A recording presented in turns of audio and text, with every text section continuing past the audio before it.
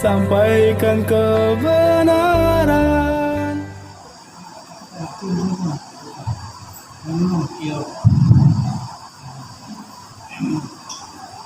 Bismillahirrahmanirrahim.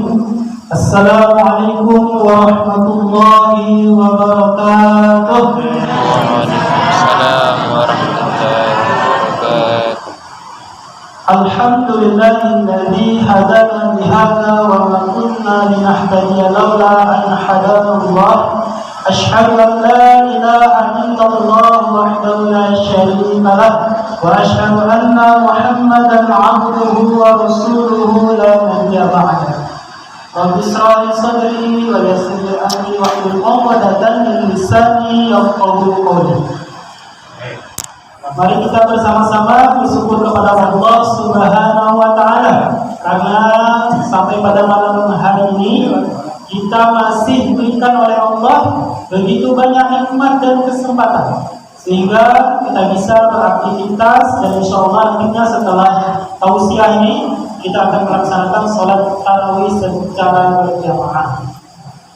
Mari kita hafazkan Alhamdulillahirabbil alamin sebagai tanda syukur kita karena pada malam yang berbahagia ini kita masih bisa berjumpa dan beraktivitas bersama-sama.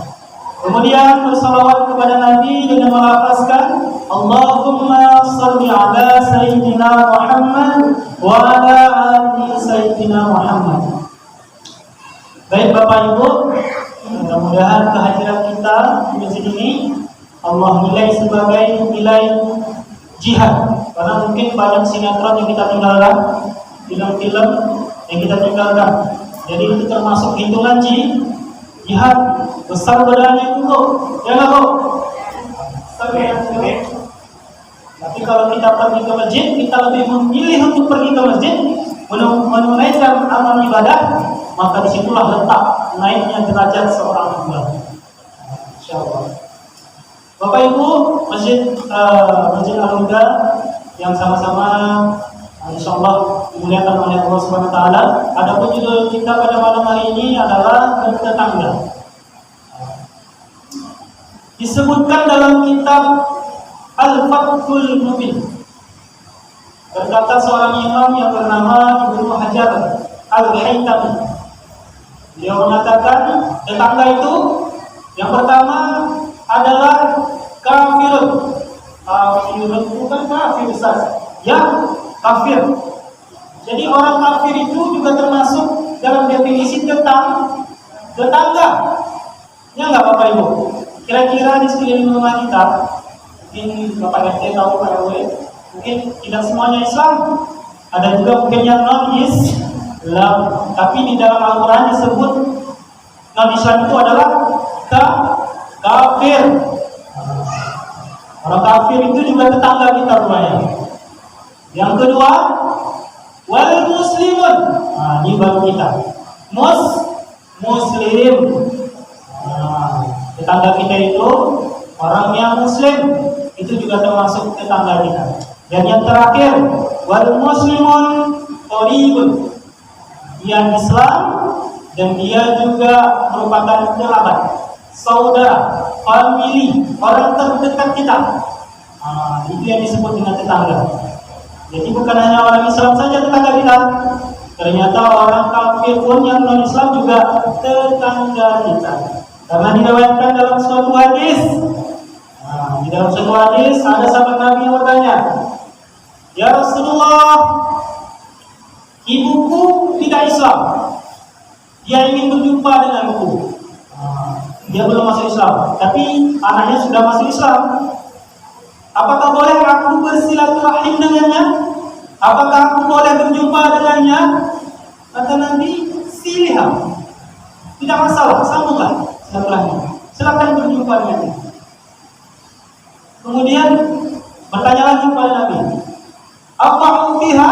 Bolehkah aku menerima makanan darinya? Atau sebaliknya, bolehkah aku memberinya makanan?" Apapun itu, kata Nabi, "Ikhtiha." Boleh, tidak masalah. Tapi ketika mungkin kalau orang tua dia non-Islam kemudian ingin membeli makanan ke kita harus teliti, harus kita pastikan dulu makanannya halal atau haram, ya kan? Karena halal dan haram itu beda tipis sedikit. Kadang ada orang yang halal jadinya haram, yang haram jadinya halal. Kita pastikan dulu. Kan ada Islam food, berarti makanannya halal. Ada juga kafir food. Jadi tidak mengapa dalam agama Islam, asalkan itu bukan masalah akidah, masalah tauhid. Kalau itu bersifat masalah sosial, interaksi sosial, maka dia diperbolehkan untuk menjaga silaturahmi atau adab tetangga. Kemudian juga disebutkan dalam suatu hadis, kalau engkau memasak makanan, tetangga kita banyak nih, ada yang di kiri, maka kata Nabi, lihatlah tetanggamu 40 ke depan, 40 rumah ke depan, 40 rumah ke belakang, 40 rumah ke kanan, dan 40 rumah ke kiri. Itu tetanggamu. Tapi kalau engkau mau masak gulai kah, masak sop, apalagi sayur air, tumis. Kalau kamu masak, maka ibu-ibu harus melebihi kuahnya. Jadi ibu-ibu ada yang masak gulai? Ada Pak? Ibu masak gulai itu Pak? Ada ya? Kuahnya banyak Pak? Ada ya? Kalau bisa, kalau masaknya cuma mungkin semangkok, masalah ada 3 mangkok. Yang 1 mangkok sedekahkan lagi ke tetangga sebelah. Tapi jangan kuahnya aja ibu. Isilah mungkin ada 2 potong ayam. Saya yakin kalau ibu bersedekah seperti itu, besoknya pasti dibalas. Pasti. Karena Islam mengajarkan, kalau kita berbuat kebaikan 1 kali, maka harus dibayar atau dibalas dengan 2 kebaikan. Kalau ibu tadinya mungkin cuma memberi gulai 2 potong ayam, pasti yakinlah besok pasti 4 potong ayam dikasih. Kalau ada tetangga seperti ini, saya pun mau bertetangganya gitu. Saya pun mau. Jadi tidak susah dalam bertetangga itu sebenarnya. Tapi ada kemarin kejadian di Rumah kalau salah di daerah Pekanbaru juga ada musibah tertimpa oleh satu warga masyarakat. Ustaz, rumah saya terbakar, anak saya juga innalillahi wa inna ilaihi raji'un juga meninggal karena terbakar. Saya masih sabar Ustaz, masih bisa sabar. Rumah saya terbakar, saya sabar. Anak saya terbakar, sabar. Tapi ada yang menyebabkan saya ini tidak sabar Ustaz. Tambah tersakiti hati saya. Karena mulut tetangga Ustaz. Tak tahan saya mendengar itu. Jadi Bapak Ibu, kalau misalnya ada tetangga kita atau masyarakat kita yang terkena musibah, kalau menjenguknya diperbolehkan agar terobati rasa sakit atau rasa yang tak mungkin kita bisa juga menahannya. Begitu. Boleh, tapi jangan sampai menyakitinya lagi. Kadang-kadang kita ada nih bertanya nih, kenapa kebakaran? Apa penyebabnya? Kalau sekedar bertanya saja boleh, tapi tolong jangan terlalu dalam, kasihan. Jadi saya tidak tahan mendengar mulut tetangga.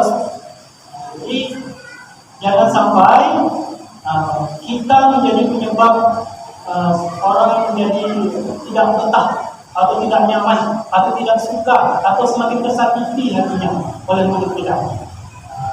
Kemudian kalau ada yang ingin bertamu, silakan, tidak masalah. Malah dianjurkan di dalam Islam, dianjurkan untuk bersilaturahmi, bertamu. Tapi ada ulama yang sedikit keras dalam memahami. Semua orang boleh bertamu kecuali ada kriterianya. Yang pertama orang fasik. Orang fasik itu di dalam perbedaan ulama itu ada yang mengatakan orang fasik ini kalau bisa jangan diterima pasti Bapak Ibu tahu, dia sudah tahu perbuatan itu berdosa kalau dikerjakannya juga. Sudah tahu main judi itu haram, besar dosanya, main judi juga. Sudah tahu narkoba itu haram, tetap dikonsumsi juga. Sudah tahu gosip itu dilarang. Kalau engkau gosip menceritakan aib saudaramu, maka sama dosanya atau sama dengan memakan bangkai. Dikerjakan juga, itu termasuk orang fasik, tak boleh diterima sebagai tamu. Tapi Islam tidaklah seketat seperti itu. Kalau orang kafir saja Islam mengatakan boleh berinteraksi sosial, apakah lagi ini dia Islam walaupun melakukan dosa besar? Boleh. Mana tahu dengan itu hatinya terbuka, dengan kita melayaninya tercurahlah hidayah di dalam hatinya. Karena ada suatu kisah seorang yang juga melakukan dosa besar. Dia memberikan minuman ke seekor binatang yang juga haram. Bayangkan tuh, dia pelaku dosa besar, kemudian karena hatinya tergerak kasihan lihat binatang yang kehausan, dikasihnya juga minum air itu. Binatang itu juga haram. Tapi apa ganjaran yang diberikan oleh Allah SWT kalau dia sudah berbuat baik kepada sesama makhluk Allah?